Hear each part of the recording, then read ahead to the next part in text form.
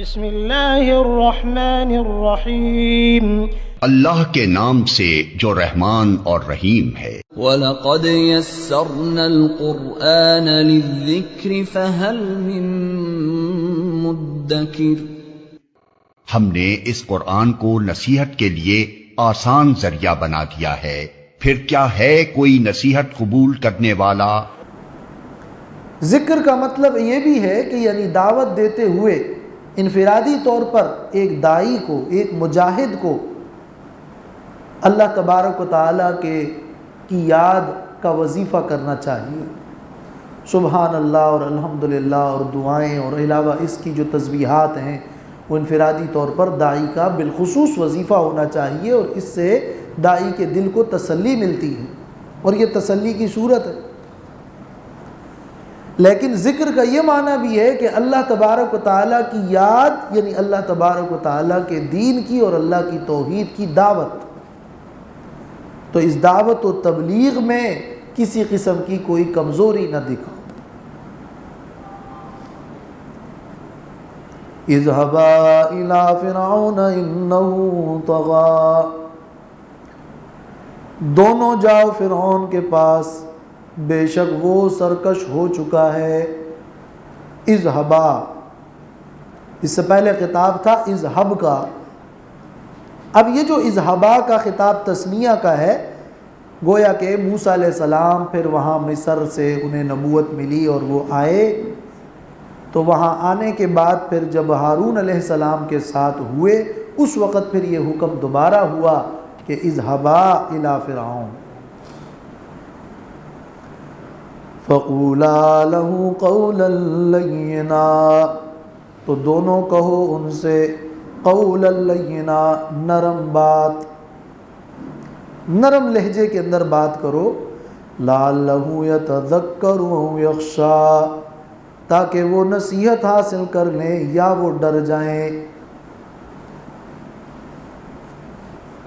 اے موسیٰ و ہارون، دونوں فرعون کے پاس جاؤ اور جب دعوت پیش کرو تو دعوت نرم لہجے میں پیش کرو، قولا لینا، نرم لہجے میں۔ نرم لہجے میں ایک تو اس وجہ سے کہ فرعون بادشاہ ہے، اور عموماً بادشاہوں کے سامنے جب سخت لہجے میں بات کی جاتی ہے تو ان میں مزید اکڑ پیدا ہوتی ہے اور وہ بات مانتے نہیں ہیں۔ قوم کے بڑے اور بادشاہ اور ملأ القوم وہ بات کو مانتے نہیں ہیں، اور جبکہ بالخصوص جب وہ لہجہ بھی سخت ہو۔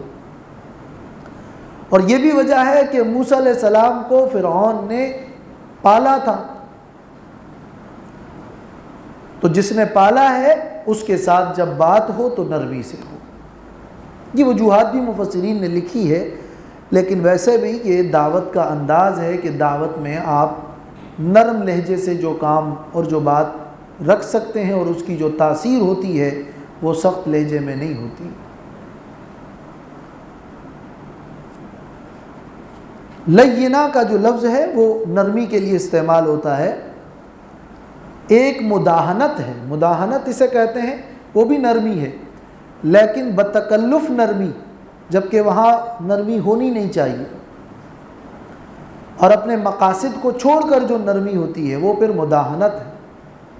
وَدُّوا لَوْ تُدْهِنُ فَيُدْهِنُونَ، یہ لوگ چاہتے ہیں کہ آپ نرم پڑ جائیں، آپ مداہنت کریں، اپنی دعوت کو چھوڑ دینا، اپنے مقصد سے منحرف ہو جانا اور تکلف کے ساتھ نرمی پیدا کرنا، وہ مداہنت ہے۔ اور مداہنت کا لفظ بھی اصل میں دوہن سے ہے۔ دوہن کسے کہتے ہیں؟ تیل کو، کسی چیز پر تیل ملنے پر اس کے اندر نرمی پیدا ہوتی ہے۔ تو مداہنت ایسی نرمی جو کہ باقاعدہ بناوٹی اور تصنعی نرمی ہو۔ لیکن قولا لینا یہ وہ نرمی ہے جس میں اپنی دعوت، اپنے مقصد کو سامنے رکھتے ہوئے لہجہ نرم ہو تاکہ اس کی تاثیر زیادہ ہو۔ جیسے ثم تلین جلودہم، مادی چیزوں کی نرمی کے لیے بھی یہ لفظ استعمال ہوتا ہے۔ وَأَلَنَّا لَهُ الْحَدِيدِ، ہم نے داؤد علیہ السلام کے لیے لوہے کو نرم کر دیا۔ اور تلین جلودہم، ایک نرمی کے لیے ایک اور لفظ بھی قرآن میں استعمال ہوتا ہے جو وَلْيَتَلَطَّفْ، چاہیے کہ تم نرمی کرو. جس نرمی کے اندر بڑی باریکی سے کام لے کر احتیاط کی جائے وہاں تلطف کا لفظ استعمال ہوتا ہے. یعنی نرمی پلس احتیاط وہ ہے تلطف. اور جس میں تکلف اور بناوٹ اور غلط قسم کی نرمی ہو وہ مداہنت ہے. یہاں قول لینا ہے. مفسرین نے یحییٰ ابن معاذ رازی رحمۃ اللہ علیہ سے نقل کیا ہے کہ وہ یہ آیت پڑھ کر روتے تھے اور کہتے تھے اللہم ھذا رفقک بمن یقول انا اللہ فکیف رفقک بمن یقول انت اللہ. اے اللہ یہ تو تیری نرمی اس شخص کے ساتھ ہے جس نے کہا تھا کہ میں اللہ ہوں، انا ربکم الاعلی. اس کے بارے میں اللہ تعالیٰ نے موسیٰ علیہ السلام سے کہا کہ دعوت نرمی کے ساتھ پیش کرو. تو وہ شخص جو یہ مانتا ہے کہ تو ہی اللہ ہے اس کے سامنے دعوت کس انداز میں پیش کرنی ہے. یہ نہایت اہم موقع ہے کہ دعوت دین میں کس قدر نرمی چاہیے اور اخلاق کا کتنا بڑا کردار ہوتا ہے. یہ اور بات ہے کہ قسمت میں ہدایت نہ ہو. لعلہ یتذکر او یخشی، تاکہ وہ نصیحت حاصل کر لے یا وہ ڈر جائیں. ایک ہے تذکر اور ایک ہے خشیت. تذکر یہ ہے کہ واعظ اور دلائل کا اثر ہو جائے اور انسان نصیحت قبول کر لے بخوشی. خشیت یہ ہے کہ وعیدوں کو اور تخویفات کو اور ڈراوے والی باتوں کو سن کر ڈر جائے تو مان جائے. تو شاید کہ وہ تمہاری واعظ کو تمہاری دلائل سے متاثر ہو کر وہ نصیحت قبول کر لیں اور یا پھر وہ وعیدیں سن کر ڈر جائیں. اور بعض نے یہ بھی فرق کیا ہے کہ لعلہ یتذکر، شاید کہ وہ رفتہ رفتہ نصیحت لے لیں، او یخشی یا فوری طور پر مان جائے ڈر جائے. تذکر میں پھر رفتہ رفتہ نصیحت لینا ہے. امام ابن کثیر نے اپنی تفسیر میں لکھا ہے کہ فالتذکر الرجوع عن المحظور والخشیۃ تحصیل الطاعت، کسی ممنوع چیز سے رجوع کرنا اور پلٹنا یہ تذکر ہے، اور کسی اطاعت کے کام کو حاصل کرنا یہ خشیت ہے. بہرحال داعی کے سامنے دعوت کا جو انداز ہے وہ یہ ہونا چاہیے کہ وہ ایک طرف خوشخبریاں بھی دیں، فضیلت بھی بتائیں، حکمتیں بتائیں، دلائل دیں اور اس کے نتیجے میں کسی کو متاثر کریں. اور دوم یہ کہ کسی ناجائز کام کے مضر اثرات سے ڈرائیں اور وعیدیں سنائیں تاکہ وہ ڈر جائیں. یعنی ترغیب اور ترہیب، تخویف اور بشارت، یہ دو دعوت کے انداز ہیں، بشیرا و نذیرا.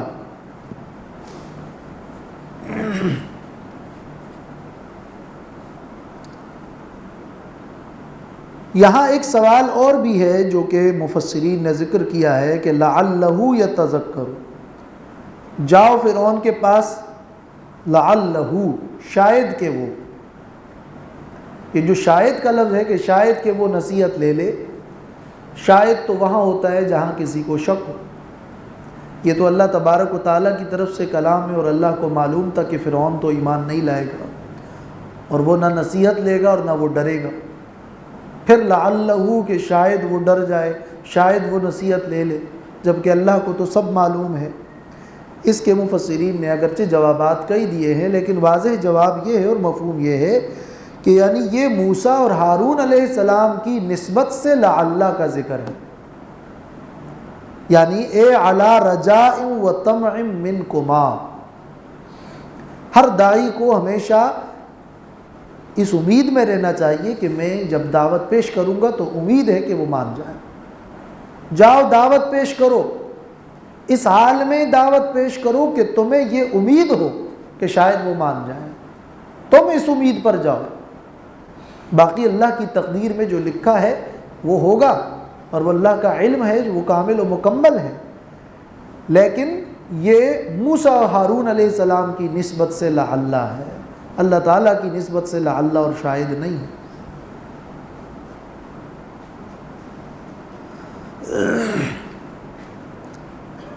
یہ قول بھی زاد المسیر میں امام ابن جوزی نے خالد ابن میدان کا نقل کیا ہے کہ انہوں نے حضرت معاذ سے روایت کیا ہے کہ اللہ کی قسم فرعون نہیں مر سکتا جب تک کہ وہ نصیحت نہ لیتا اور نہ ڈرتا، یہی تو وجہ ہے کہ مرتے وقت اس نے نصیحت لی اور وہ ڈرا، مگر اس کو اس کی نصیحت اور ڈرنے نے کوئی فائدہ نہ دیا، ورنہ وہ مرتے وقت ایمان لایا کہ اب میں ایمان لاتا ہوں۔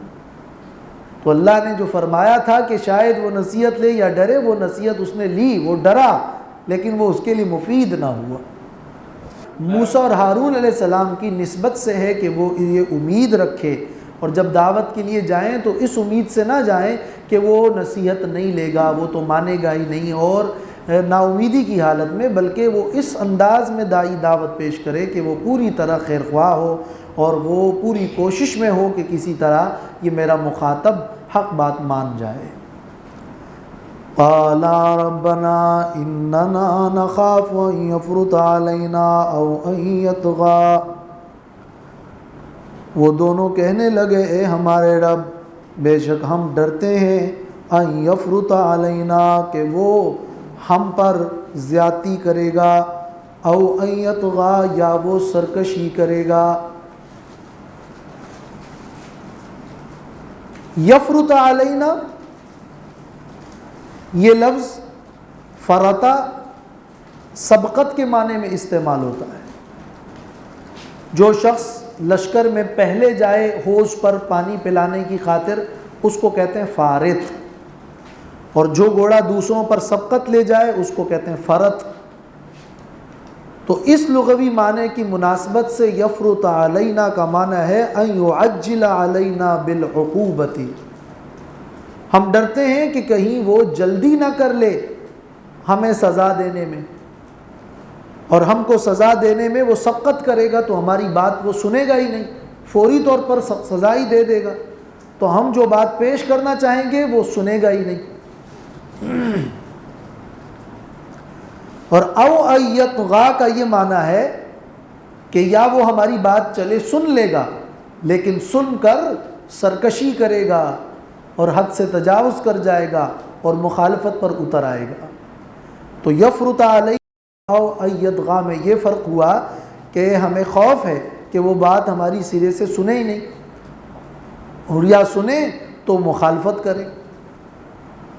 دوسرا فرق یہ کہ ان یفرط علینا افراط کا معنی زیادتی کرنا، تو ہمیں خوف ہے کہ وہ ہم پہ زیادتی کرے گا، ہم پہ ظلم کرے گا، ہمیں تکلیف دے گا، اور یا ان یطغیٰ یا وہ تکلیف حد سے بڑھ جائے گی تو ہمیں قتل کر دیں گے۔ طغیان حد سے تجاوز کو کہتے ہیں، اور یا وہ سرکشی حد سے بڑھ جائے گی تو تیری شان میں گستاخی کریں گے۔ تو طغیان اللہ کی شان میں گستاخی ہے یا قتل کرنا ہے، اور یفرط علینا یہ ہے کہ ظلم کرنا ہے یا تکلیف دینا ہے، یہ دونوں میں یہ فرق۔ یہاں ایک سوال یہ پیدا ہوتا ہے کہ جب اللہ تبارک و تعالیٰ نے موسیٰ علیہ السلام اور ہارون علیہ السلام کو ان کی دعائیں قبول کر کے کہا کہ جاؤ، اس کے باوجود ان کا کہنا کہ اننا نخاف ہم ڈرتے ہیں، جبکہ رب اشرح لی صدری میں انہوں نے شرح صدر کی دعا کی اور اللہ نے فرمایا کہ تمہیں تمہارا سوال اور تمہارا مقصد عطا کر دیا گیا۔ تو یہ نخافو کہنا اصل میں اس کام اور اس دعوت کے کام سے انکار نہیں تھا، اور نہ ہی یہ کوئی بزدلی تھی، بلکہ یہ رب تعالیٰ سے ایک شکایت ہے اور اللہ تبارک و تعالیٰ کے سامنے اپنے عجز کا اظہار ہے، اور خوف جو ہے وہ ایک طبعی خوف ہے، طبعی خوف ہے۔ طبعی خوف شرح صدر کے ساتھ کسی قسم کی کوئی منافات نہیں رکھتی۔ اور امام قرطبی نے لکھا ہے کہ نبی صلی اللہ علیہ وسلم کا خندق کھودنا اور صحابہ کرام کا مشرکین مکہ کے خوف سے ہجرت کرنا، یہ سب اسی قبیل سے ہے۔ خوف طبعی تو اور ظاہری طور پر جو خوف ہے اسباب ظاہریہ میں طبعی طور پر ناگواری، وہ انبیاء علیہ السلام کو بھی بتقاضائے بشریت پیش آ سکتی ہے۔ اس کا شرح صدر اور یقین اور کامیابی اور اپنی دعوت پر اطمینان سے کوئی ٹکراؤ نہیں۔ قال لا تخافا اننی معکما اسمع وارا، فرمایا مت ڈرو تم دونوں مت ڈرو، بے شک میں تمہارے ساتھ ہوں۔ اننی معکما یعنی بحفظی و نصرتی و تائیدی، میں اپنی حفاظت اور نصرت و تائید کے ذریعے سے تمہارے ساتھ ہوں۔ اسمع و ارا، میں سنتا ہوں تمہارے اقوال کو، سن رہا ہوں، و ارا اور میں تمہیں دیکھ رہا ہوں تمہارے حالات کو۔ فأتیاہ، پس دونوں چلو فرعون کے پاس، فقولا، تو دونوں کہو، انا رسولا ربکا، کہ بے شک ہم دونوں رسول ہے تیرے رب کے۔ یہ اب وہ نکات دعوت ہے جس کو ہم نے پچھلے سبق میں خلاصے میں بتایا تھا کہ 6 نکات دعوت، اس میں سے یہ پہلا نکتہ ہے کہ ہم رسول ہیں، ہماری پوزیشن یہ ہے کہ ہم رسول ہیں۔ فَأَرْسِلْ مَعَنَا بَنِي اسرائیل، پس بھیج دیجئے ہمارے ساتھ بنی اسرائیل کو، یعنی ان کو قید و بند سے آزاد کر کے ہمارے ساتھ ہمارے وطن فلسطین کی طرف چھوڑ دیں اور ان کو اپنی غلامی سے آزاد کر دو۔ انبیاء علیہ السلام کی دعوت میں یہ نقطہ بھی شامل ہوتا ہے کہ ظلم نہ کرو، شرک نہ کرو اور ظلم نہ کرو۔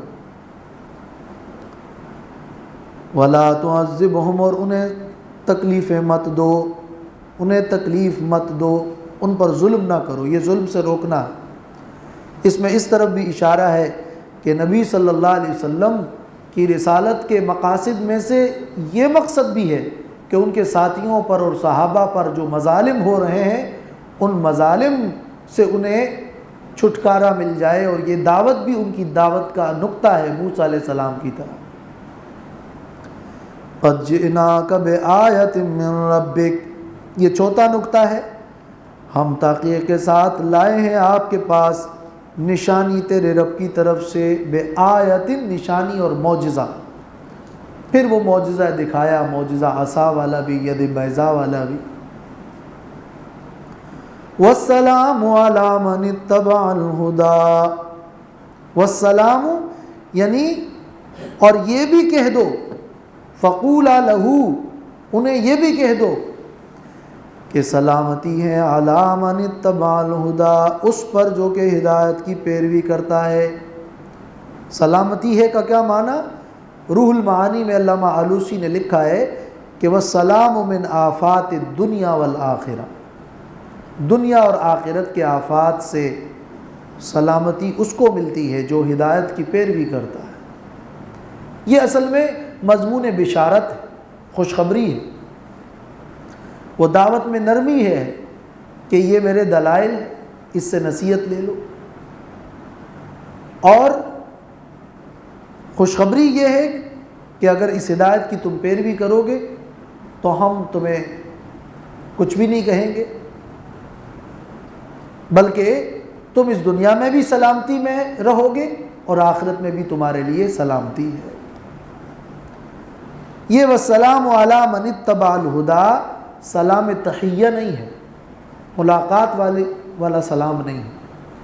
اگرچہ کافروں کے ساتھ ملاقات کے وقت سلام کا طریقہ یہی ہے کہ وَالسَّلَامُ عَلَىٰ مَنِ اتَّبَعَ الْهُدَىٰ کہا جائے گا، اور حدیث ہرقل میں جہاں نبی صلی اللہ علیہ وسلم نے اس بادشاہ کو خط لکھا تو یہی لکھا کہ وَسَلَامٌ عَلَىٰ مَنِ اتَّبَعَ الْهُدَىٰ، لیکن یہ وَالسَّلَامُ عَلَىٰ مَنِ اتَّبَعَ الْهُدَىٰ یہاں بطور سلام اور سلام تحیہ اور ملاقات والے سلام کے اس کا تذکرہ اس آیت میں نہیں ہے، بلکہ یہ در حقیقت بشارت اور خوشخبری ہے کہ جو ہدایت کی پیروی کرے گا تو وہ مامون رہے گا اور اسے سلامتی ملے گی۔ اور ابن جوزی رحمۃ اللہ علیہ نے لکھا ہے کہ وَالدَّلِيلُ عَلَىٰ أَنَّهُ لَيْسَ بِسَلَامٍ أَنَّهُ لَيْسَ بِابْتِدَاءِ لِقَاءٍ وَخِطَابٍ، اس بات کی دلیل کہ یہ سلام تحیہ نہیں ہے، وہ یہ ہے کہ سلام تحیہ تو ملاقات کی ابتدا میں ہوا کرتا ہے، یہ تو مضمون اپنی دعوت کی پیش کر رہا ہے اور اسی دعوت کے مضمون میں آخر میں کہا ہے کہ وَالسَّلَامُ عَلَىٰ مَنِ اتَّبَعَ الْهُدَىٰ، اِنَّا قَدْ أُوحِيَ إِلَيْنَا أَنَّ الْعَذَابَ عَلَىٰ مَنْ كَذَّبَ وَتَوَلَّىٰ۔ یہ چھٹی بات ہے دعوت کے حوالے سے، اور وہ یہ کہ عذاب اسے ملے گا جو حق کو جھٹلاتا ہے اور جو عملاً حق سے منہ موڑے گا۔ یہ وعید والا انداز ہے، اور قرآن مجید کا انداز ہے اور دعوت کا بھی یہ انداز ہے کہ جہاں بشارت اور خوشخبری ذکر ہوتی ہے تو وہاں ساتھ میں وعید کا بھی بیان ہوتا ہے۔ تو جب وَالسَّلَامُ عَلَىٰ مَنِ اتَّبَعَ الْهُدَىٰ میں بشارت اور خوشخبری کا ذکر ہوا تو اب یہ اِنَّا قَدْ أُوحِيَ إِلَيْكَ میں اب وعید اور تخویف اور ڈراوے کا انداز ہے کہ ہمیں اس بات کی بھی وحی ہوئی ہے أَنَّ الْعَذَابَ عَلَىٰ مَنْ كَذَّبَ وَتَوَلَّىٰ، کہ بے شک عذاب اس پر ہوگا جو کہ تکذیب کرتا ہے، جو جھٹلاتا ہے، وَتَوَلَّىٰ اور جو منہ موڑتا ہے۔ کذب یعنی جو دل سے تکذیب کرے اور دل سے انکار کر کے نہ مانے، اور تولا جو کہ عملاً اطاعت سے منہ موڑے۔ تو کذب بالحق اور بالقلب، اور تولا عن الطاعت عملاً اطاعت و فرمانبرداری سے منہ موڑے۔